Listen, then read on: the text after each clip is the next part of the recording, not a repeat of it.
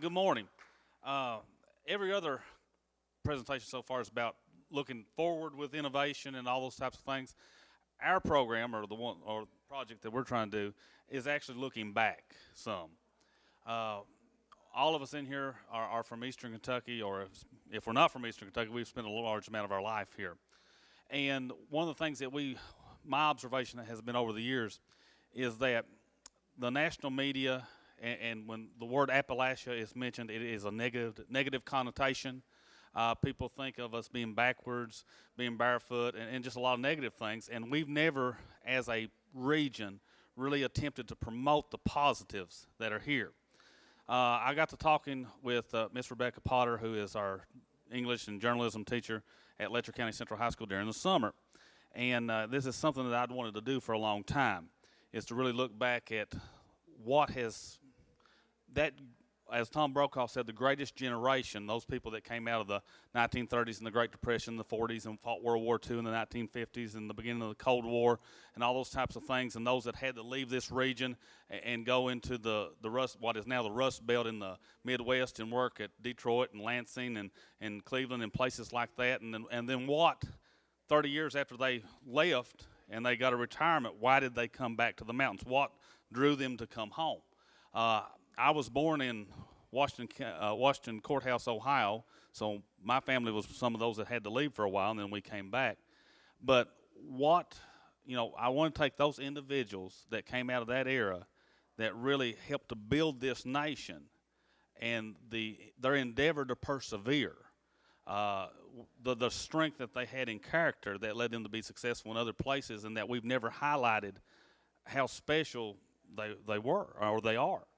We got the opportunity about a week ago and that's one of the pictures here. We met with a World War II veteran and interviewed him, Arnold Mullins. He's from Pike County. He's in the nursing home in Letcher County now. He's almost 96 years old, and he is as sharp as anybody in this room. He stormed the beaches of Normandy. He was a tank commander. He fought all the way to the Rhineland in 1945 before he was withdrawn for recuperation time. He spent 3 years in theater in Europe.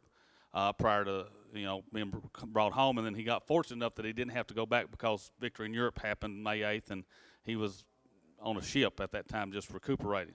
But some of the things that he went through in his life, and he doesn't think that he's anything special.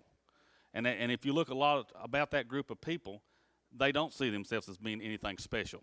They were just leading their life, doing the best thing they could, leading their life the best way that they could. And we've just taken them for granted. We've taken our region for granted. We've never promoted ourselves. And the other 4 projects here are really promoting innovation.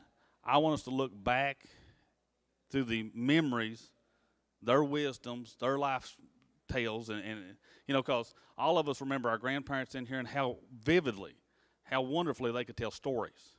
And it never mattered how many times you heard the story. It was always just as funny as the last time you heard it. It was wonderful. And we have such an oral tradition here. We want to try to capture that and get that on film.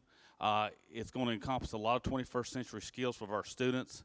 Very fortunate that, and I thought of Ms. Potter when we was talking about it, because she teaches journalism. And what more fitting than a journalism class actually doing really journalism. Doing something, 21st century, doing a documentary, editing film, filming, interviewing, writing script, all those types of things that are 21st century, STEM related. So it's an important thing. For me, it is important because I'm a historian. And I think that we've spent too much time downplaying our own history, not promoting it. Because just like I said, when everybody sees or hears Appalachia, they think of just the negatives and not the positives. We have come through a lot of hardships over those period of times, and we're a boom and bust economy here in southeastern Kentucky and southern Kentucky, and we've always been. But everybody's always seemed to be successful. But the way the rest of the world sees us and the rest of the country sees us is negative. So that's kind of what we hope to do with this. We've already kind of got started. I've got some other people lined up and going to start trying to turn more and more over to the students. The first time I took them out, I did the majority of the interviewing. They did the filming and the still pictures and all that, because I didn't figure most of them were probably very comfortable sitting down and interviewing somebody. But I think in time they will do real well at it. And that's kind of project in a nutshell. Anybody got any questions?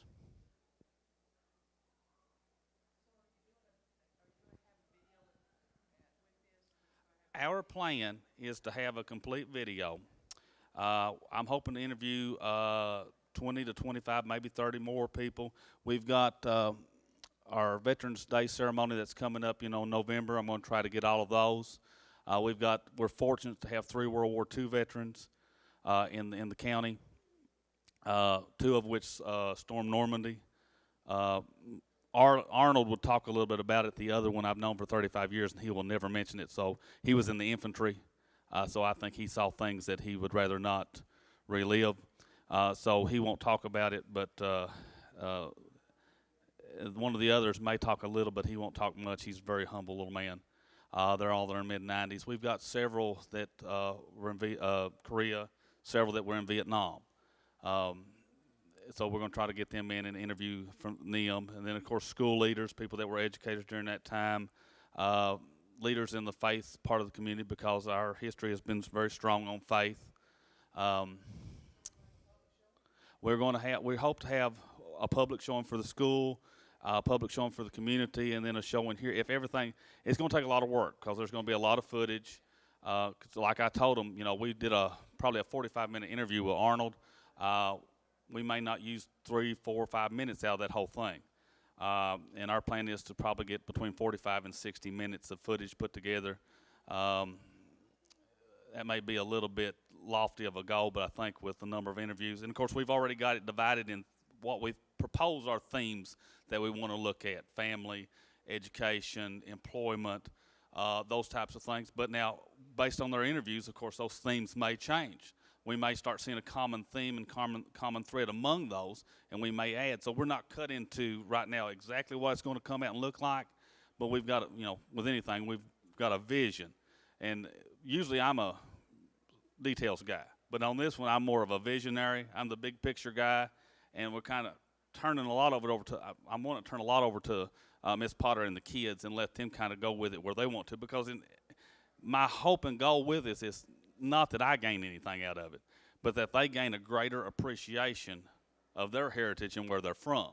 And then I hope that I think it'll be really good, and that's something that we can use as a launching pad to promote our area, because we're definitely in a time period in our history where we need something to promote us. We're in very troubled waters right now as far as our economy and things like that, and we all know that. And I see, there's supposed to be billions of dollars headed this way eventually. I just wonder how much of it will actually get to us. So, any more questions? Thank you.